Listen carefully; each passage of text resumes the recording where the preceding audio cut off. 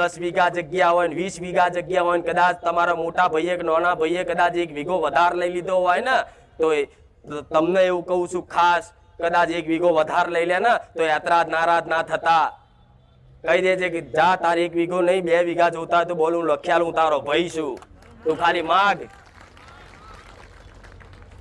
એવાનો શંકર દેવી શક્તિ. પણ આજ તો 1 રૂપિયા હાતર 500 રૂપિયા હાતર ભાઈ જોડે લડાલડ કરતા હોય, ઝઘડા કરતા હોય, પ્રોપર્ટી હાતર ભાઈઓ ઉપર કેસ કરતા હોય, તો શું કોમની તમારી ભક્તિના મનુષ્ય અવતાર? આ બધું જાનવરો જોવા મળે. મારે એવું કહેવાય નહીં, પણ આ બધું જાનવરો જોવા મળે.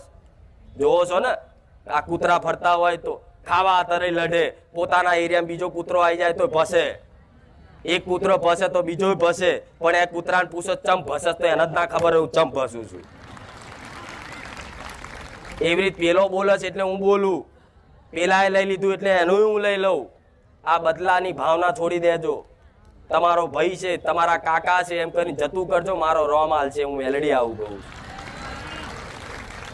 મારો નાથ હાલ છે, તમારી ઘરની માતા હાલ છે, તમારી માને ખબર છે કે મારો દીકરો સાચો છે. એના તમારા હકમાં જેટલી પ્રોપર્ટી આવતી હશે, જેટલું બધી વસ્તુ આવતી હશે ને, બધું હકનું તો તમારી માં કોઈની જોડે છોડશે ને, હગો ભાઈ હશે તોય. પણ તમારે લડવાની જરૂર નહીં. કોઈ બોલી જાય, કોઈ કહી જાય, સહન શક્તિ રાખો. સહન શક્તિ ના હોય તો તમારી કુળદેવીને પ્રાર્થના કરો કે માં આવા કાળા કળિયુગમાં અમને સત્ય રહીએ, સાચા રહીએ છે ને, તો માં કોઈ જીવવા નહીં દેતું. માં સહન શક્તિ આલજે તો તમારી માં સહન શક્તિ આલશે. આવું મેલડી કહું. તો આ બધી વસ્તુ આતર તમે માગણી કરવા જ આવ્યા છો ને.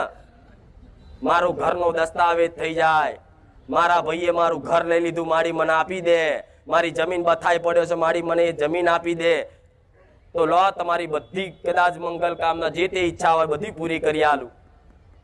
પણ શું તોય સુખ ખરું? તમને સરકારી નોકરીનો મોહ હોય કે મને સરકારી નોકરી મળી જાય ને દર મહિને 50,000 પગાર આવતો થઈ જાય અને ઘડપણમાં પેન્શન આવતું થઈ જાય ને, તો મારી ચિંતા નહીં, મારી વસ્તીની ચિંતા નહીં. એટલે આ લોકો સરકારી નોકરી પાછળ પડતા હોય, પણ સરકારી નોકરી કરવા વાળા મારા પારે કંઈક માગવા આવે છે. જોવો છો ને, જેની તમે ઈચ્છા કરતા હોય કે હું આવો પદવાળો બની જાઉં, મોટો નેતા બની જાઉં, માં મારું નામ થઈ જાય, તો એવા નામ વાળા તે અંદર કોને આવશે કે માડી. જોવો છો ને, તો ગમે તેટલી વસ્તુ તમારા જીવનમાં આવી જશે, પણ તમને સંતોષ નહીં થાય. જેને સંતોષ આવી ગયો ને જીવનમાં કે મારી જોડ જે છે એમાં આનંદિત છું, એને મારા જેવી મેલડી તમારી ઘરની માતા લાડ કરશે. કે મારો દીકરો વધની ઈચ્છા કરતો નહીં, જે આલું છું એમાં રાજી રહેશે, તો તમારી માતાએ કે તમને કમ નહીં આલ્યું. કમ આલ્યું છે. જોઈ લો રોડ ઉપર આવી ઠંડીમાં તે કદાચ તમને તો જેકેટ ને સ્વેટર તમારા મા બાપ લઈ આલે છે ને, પણ બહાર બેઠેલા ગરીબને કોઈ ઓઢારનાર નહીં.